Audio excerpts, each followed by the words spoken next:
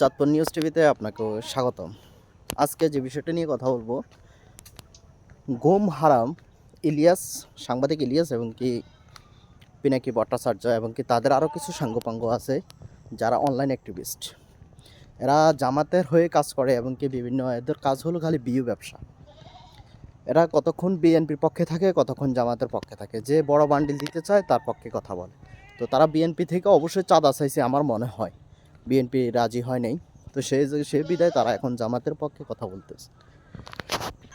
তারেক রহমানের দেশে আসা নিয়ে তাদের দুজনের চুলকানি সবচাইতে আমি বেশি দেখতেছি ইউটিউব, ফেসবুকে এবং কি বিভিন্ন প্ল্যাটফর্মে। তাদের এখন আরেকটা চ্যানেল তাদের চালু হয়েছে, সেটা হলো তাদের টেলিগ্রাম চ্যানেল। তো আমি তাদেরকে বলবো যে আপনারা আপনাদের কাজ চালায় যান, তারপরেও কোনো সমস্যা নেই। ইনশাল্লাহ তারেক রহমান তার মন মতো সে তার কাজ চালায় যাবে। আপনারা যত অপকর্ম, যত অপতথ্য মানুষকে দেন, কোনো লাভ হবে না। আপনারা কি বলেন?